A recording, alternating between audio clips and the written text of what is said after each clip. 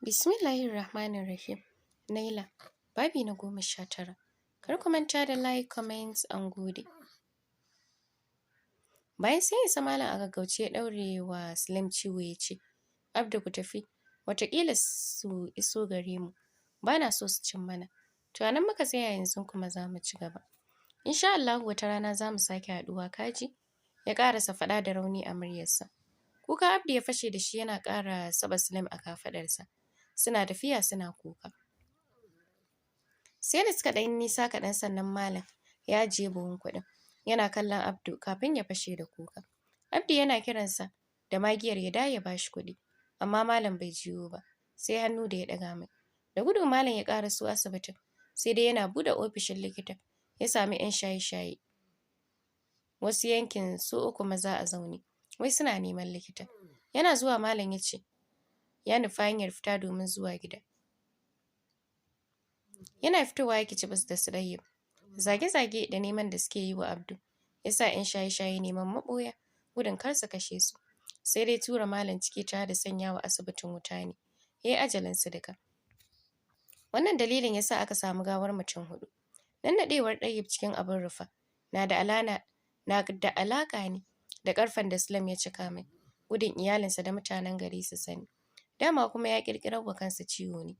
Don kawar da hankalin mutanen yankin daga kansa.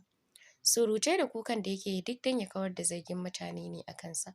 Tunda kowa ya san shi ɗin aminin Abdu ne. Tun lokacin da Dattijo Junaid ya ɓullo da zance bincike akan waɗanda suka saka a asibitin malam wuta. Bashar, ƙani ga Jalal uwa ɗaya uba ɗaya. Ya fara shirin kawo ƙarshen Dattijo Junaid. Sai dai sun tsayar da shawarar kashe sa ba mafita ba ne. Bashar da kansa ya kawo shawarar a cire wa Dattijo Junaid harshe. Kuma ya jagoranci ƙattun matasan da suke yi musu aiki har gidan Dattijo Junaid. Bayan mutanen sun bankare Dattijo Junaid, Bashar da hannunsa ya yanke mai harshe. Ta da gargaɗin idan ya bari kowa ya sani ko ya ƙara tsoma baki akan mutuwarsa Abdu, kansu za su ce. Abdu ya ci bakar azaba shi da Sule. A jeji suka kwana. Sai da gari ya yi haske suka samu amalanken da ya fitar da su iyakar yankin tudu. Ba su yi minti 2 da zuwa ba Abdu ya nemi mai maganin gargajiya domin duba ciwukan Sule. Saboda duk azabar da yake ji baya magana. Sai rawa da jikinsa yake yi. Duk irin can da Abdu yake yi wa katon buhun hannunsa, babu wanda ya kawo zunzurutun kuɗi ne a ciki. A lokacin, babu masu musayar kuɗi a iyakar yankunan, balle ya canja su zuwa na ƙasar Abia. Kuma tsoron kai kuɗin ɗan ƙaramin bankin da ke gurin yake. Kar wani ya cuce sa. Cikin ƙasa da awa 2 Slim ya samu bacci a rumfar mai maganin da suka raɓe. Shi ma mai maganin bai san kuɗi ba ne a ƙaton bakin buhun wajen Abdu. Har yamma ta suka samu motar kayan da zai tafi birnin Abia. A bayan mota Abdu da Slim suka yi tafiyar kwanaki. Ko da suka isa a bayan garin Abia suka nemi matsugunni.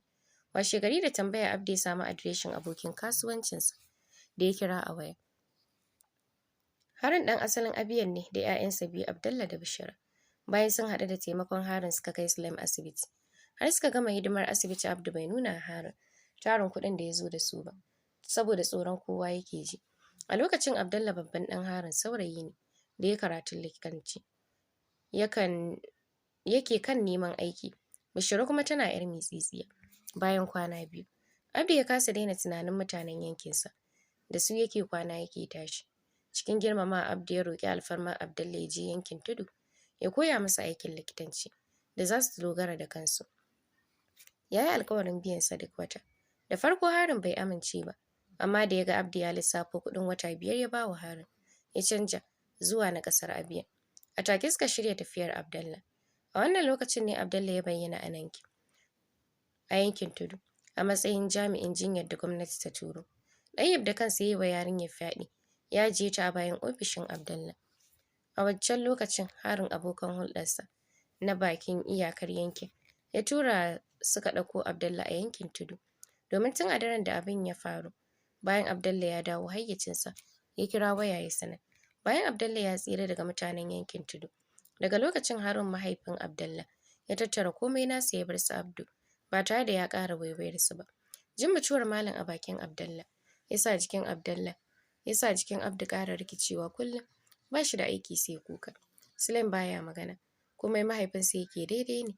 sai dai a gabar da mutanen yankin tudu suka kulla Abdallah sharri suka kashe malam. Sulem ya ce wa mahaifinsa ya kamata ya manta da al'amuran mutanen yankinsu su fuskanci rayuwar da take gabansu, domin komai yawan kuɗin da yake tunanin ya tara wata rana zai ƙare. Tunanin halin da mutanen yankin tudu suke ciki da wanda malam yake ciki ne ya kwantar da Abdu ciwo, duk da nasihar da Sulem ya yi masa.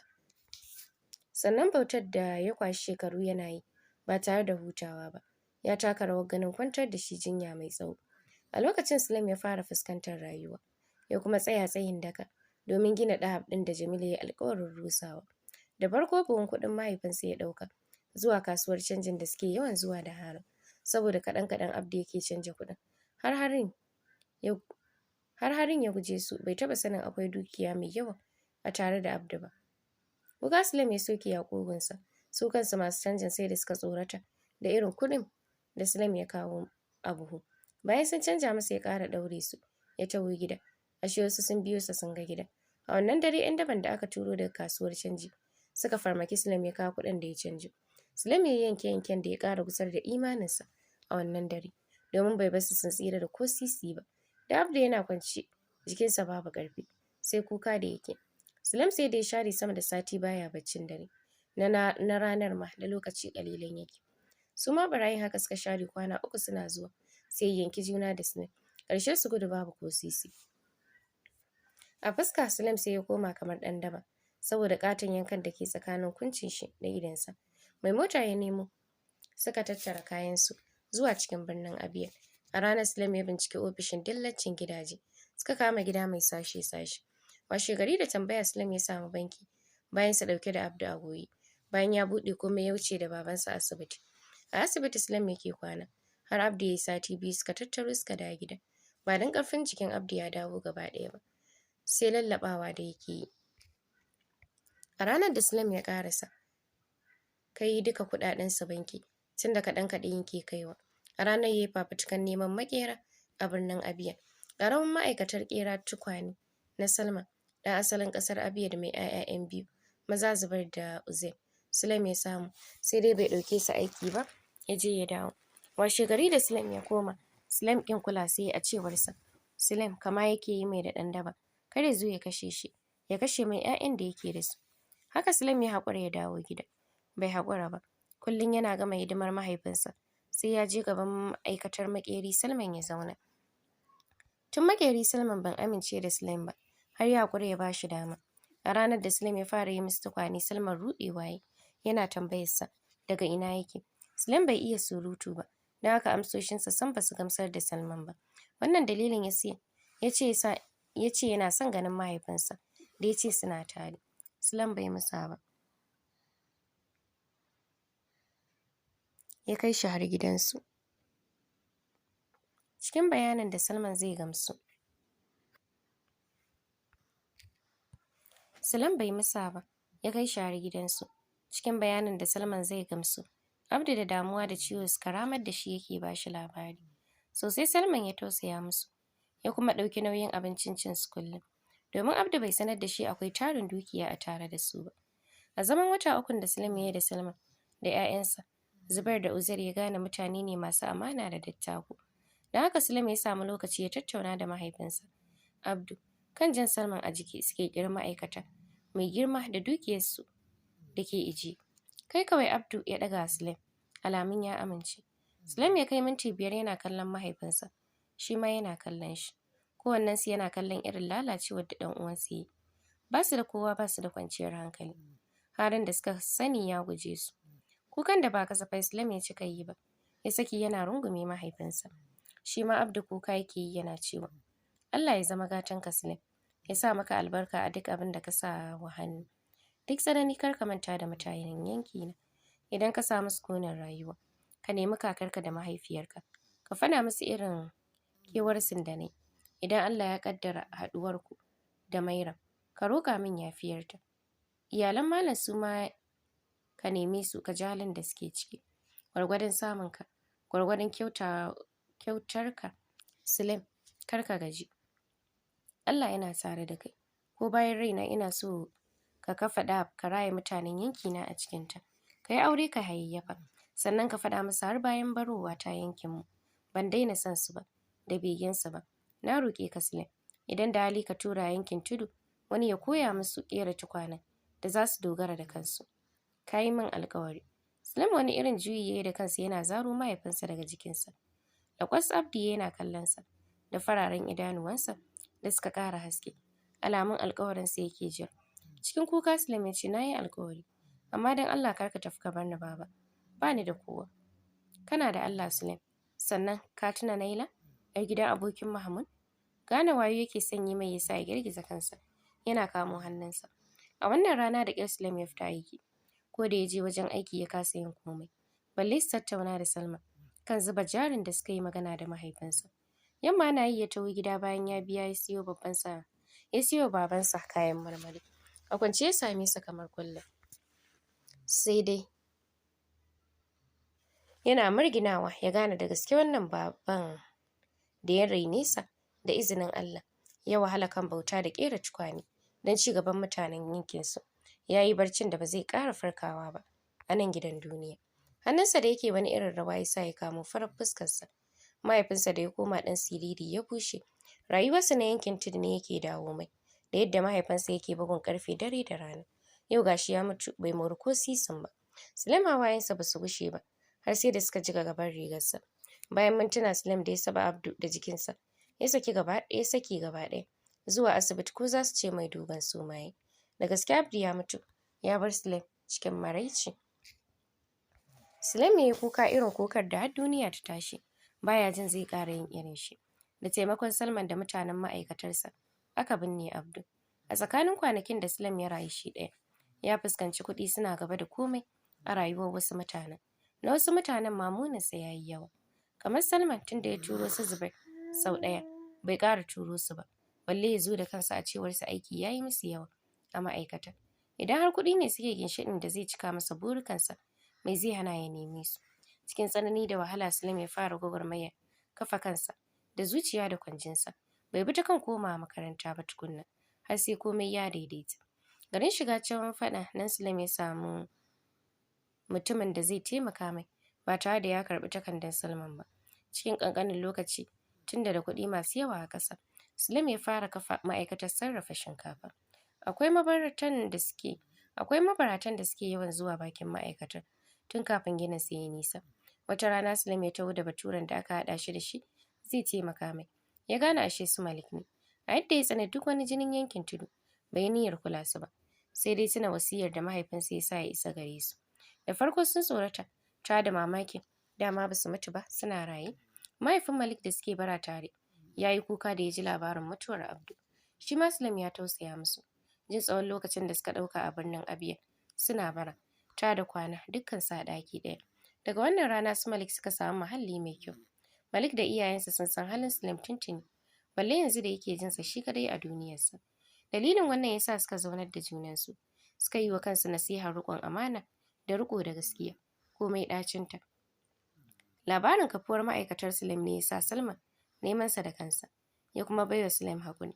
Sulaim bai manta halaccin Salman ba, kuma ya yi masa uzuri tunda ma'aikatar suke ci suke sha. Sakaci da shi kan damuwarsa shi kaɗai zai iya rusa kasuwancinsu. A cikin wannan tsukin Harun ya ƙara dawowa. Da ƙyar Sulaim ya saurare sa. Suka daidaita. Shi ma da ya ji mutuwar Abda har da kwanciya a gadon asibiti. Har yankin tudu Sulaim ya tura Malik a sirrance. Ya kwaso rahoton halin da yankin yake ciki. Malik yana dawowa da Sulaim mummunan labarin irin talaucin da mutanen yankin suke ciki. Kamar yadda mahaifinsa ya roƙe sa kafin ya bar duniya. Sulaim ya samu Salman da batun tura wani yankin tudu. Ya koya wa mutanen yankin ƙera tukwane da za su dogara da kansu. Cikin kasada Salman ya amince ɗansa Zubair ya je ya koya musu ƙera tukwanen da Abdu yake yi, kamar yadda Sulaim ya koya musu tuntuni. Sai dai Uzair ne zai fara zuwa tunda ya fi Zubair iya tsara kalami. Idan suka bashi masauki sai ya dawo Zubair ya zauna. Zubair shine ya rayu a yankin tudu da sunan mahaifinsa Salman.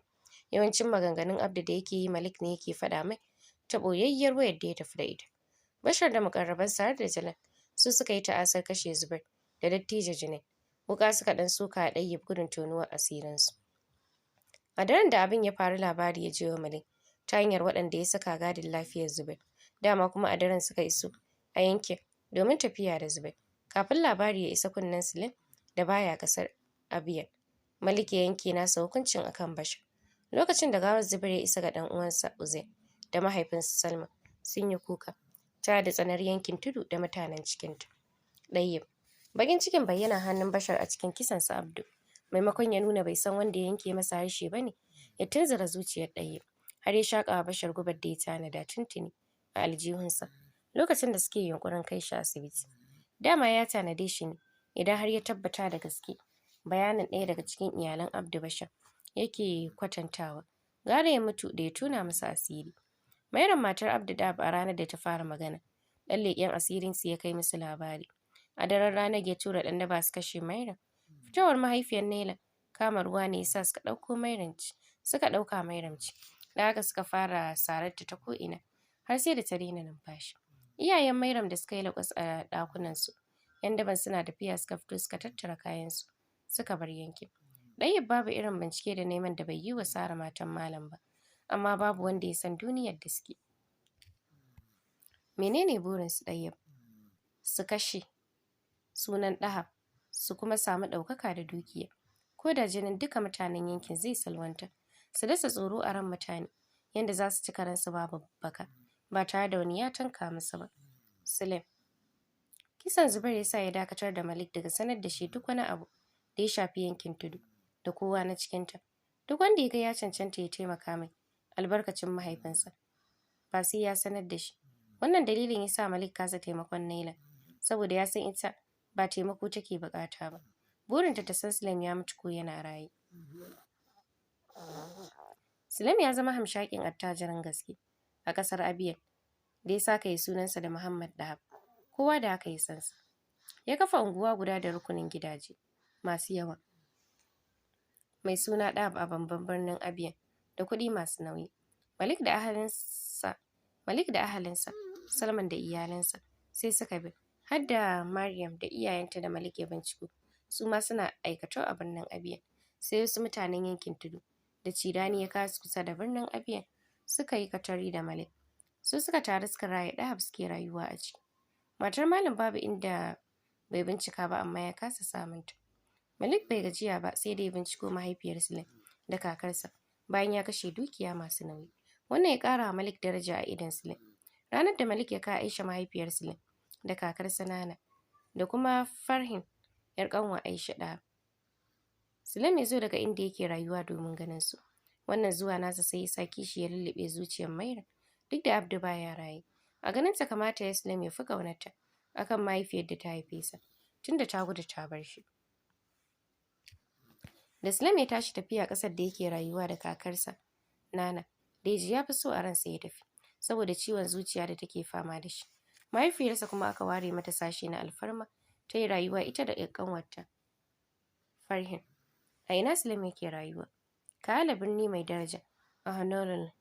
Bambancin daɗin rayuwarsa babban birnin Abia kamar bambancin babban birnin Abia ne da yankin tudu.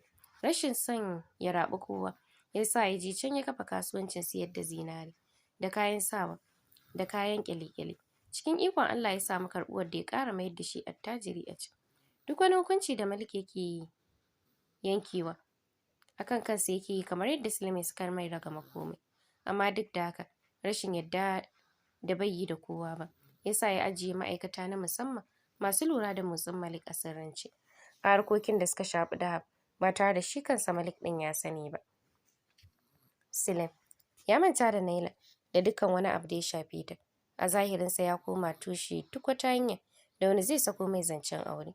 Batun wanzuwar Sufiyan a ɗaya daga cikin ma'aikatansa da Kabir bai sani ba.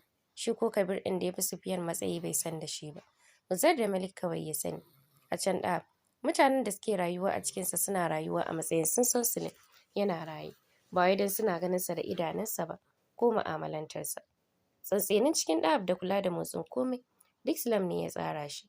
Malik yake kula da komai da taimakon ragowar ma'aikata. Domin da mutum ya yi cin amana a Dahab, gara ya batta gaba ɗaya. Me yasa Mairam ba ta taimaki Naila da kakarta ba? duk da ta san inda ta same su. Kishi da burin son Sulaim ya dawo gare su. Yasa take ƙoƙarin duk ranar da Allah ya ƙaddara dawowar Dahab. Tun bayan tafiyarsa da kakarsa, ta gabatar mishi da Barira, domin har biyayyar dole take yi wa Aisha mahaifiyarsu ne, duk don su yi mata taron dangi ya auri Barira. Thomas